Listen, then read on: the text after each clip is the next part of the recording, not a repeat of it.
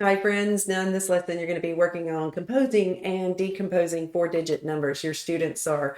All right, so our standard is still NSO1, understanding the place value of four-digit numbers. Now our benchmark is composing and decomposing four-digit numbers in multiple ways, using thousands. That's what makes it different about third grade. Hundreds, tens, and ones. Demonstrate each composition or decomposition using objects like our base 10 block would be our objects. Drawings, we could use drawings of the base 10 blocks, expressions, or equations. All right, so we're building on the work that they've done in first grade and second grade. In first grade, students decompose two-digit numbers, like, for example, the number 12. They saw can take 12 ones and decompose that into a 10 and two ones. So in expanded form, they would write it as 10 plus 2. So the value of 12 ones is 12. Now, if you have students who still are struggling with place value, I know that if a student has a dyscalculia diagnosis, place value is one of the things that they struggle with. So it may be important to actually spend time like putting your 10 ones out and actually showing students, if I put those out just like this, 1, 2, 3, 4, 5, 6, 7, I need 3 more. 1, 2, 3 more, and putting those right beside your 10 rod. Okay, just like so. There's my 10 ones. Hopefully that's 10. If it doesn't match up, I got one too many.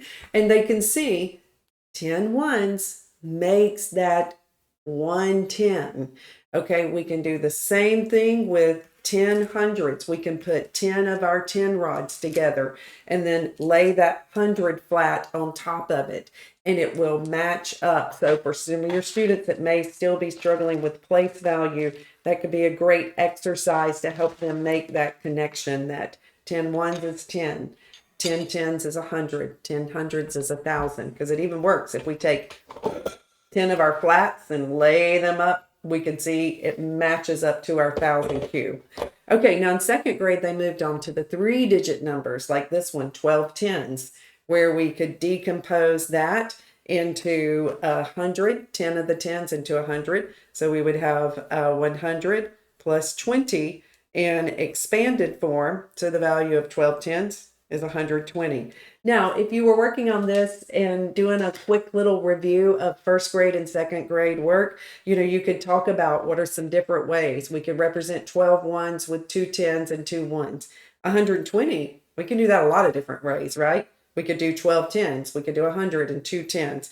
There's even more ways. So you might want to have students, what are some other ways? We could do 121s, couldn't we? We could do 100 and then 20 ones. So many different ways, and that might be a good opening warm up for your students. The vocabulary, we're going to get into obviously decomposing numbers. That means just breaking a whole number into two smaller parts. Now in third grade, we're bumping it up now. Now we're going to do thousands. Okay, so it's just one more digit added to this. So the students will be looking at different ways in their problems today, different ways to decompose 1,347. So obviously this is just like they did in lesson 1, where we just take each one of the place values, 1,000 plus 300 plus 40 plus 7. Now I absolutely would take a question like this and give students the base 10 blocks and let them look at some different ways. Here's one way. This is certainly not the only way. We could break it apart into 13 tens, which would be 1,300 plus 1,300s, I'm sorry. I said 13 tens. 1,300s, which is 1,300s plus 40 plus 7. I would take a decent amount of time to take a number like this, give students their base 10 blocks in their groups, let them use those base 10 blocks for exchanging out, purposefully pick a number that's just 1,000, since you probably don't have a lot of the 1,000 cubes, and look at different ways we could exchange that out. We could take just one of the tens, right, and exchange it for 10 ones. So I would spend some time there.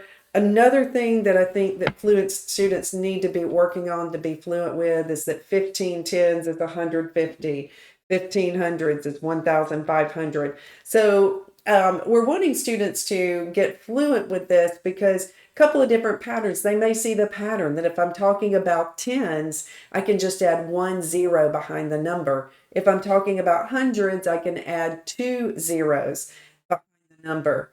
So that's 1,500. Now they can also look at place value charts, 15 tens. Okay, well, I know that 10 tens is 100. So I could look at this as take the 10 tens and put over here, I have 100 and then 5 tens left over, which is 100 plus 50. I like using these place value charts. Here's why. Look, this is going to lay the groundwork for teaching the students the addition algorithm because this is like carrying, isn't it? It's the same way when we're looking at 1500s. Okay, so if I could put the 1500s here. So if I wanted to take away 10 of the hundreds, if I took 10 of the hundreds, that gives me 1,000. I'm still left with 500s. So that would be 1,000 plus 500, which is 1,500. Again, laying that groundwork for the addition algorithm to come. All right, next up, so your students may need some practice with base 10 blocks and those place value charts to help build fluency. So today, then the main key part is they're going to be looking, like we did in that last question, at decomposing 6,415, a number like this, not necessarily this number, in two different ways. Now, again, I like using the place value charts because I think those are going to be really helpful in building that foundation for that addition and subtraction algorithm. If we look at this one, obviously we could do it as 6,000s, 400s, 110, and 5 ones. So we could think about in expanded form, of course, 6,000 plus 400 plus 10 plus 5. Okay, now we could think about, all right, well, what if I took away one of the thousands? So what if I took away and I made that 5,000s? Well, now I'm giving 1,000 that I took away here. I'm going to give over here to the hundreds.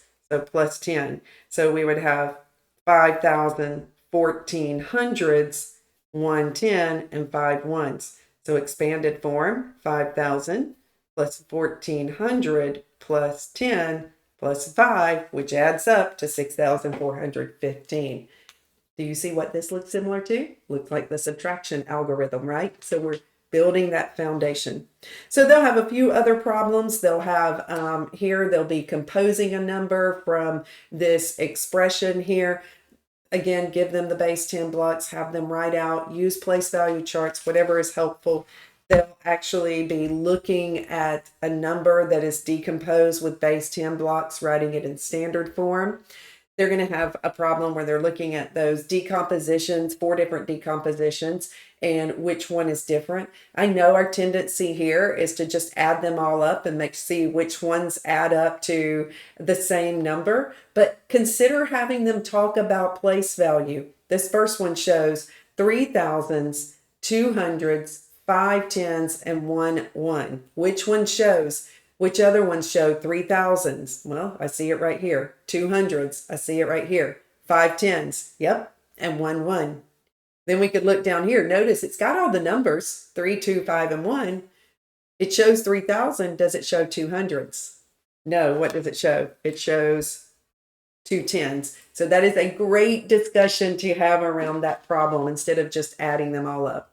And finally, you might want to just use place value charts to help students with the decomposition, because then we can actually do, using the place value charts, we can actually come through and do some problems like we did here to show how we are regrouping place value charts along with the base 10 blocks to help students build that foundation that they are definitely going to need for the upcoming learning the algorithms for addition and subtraction.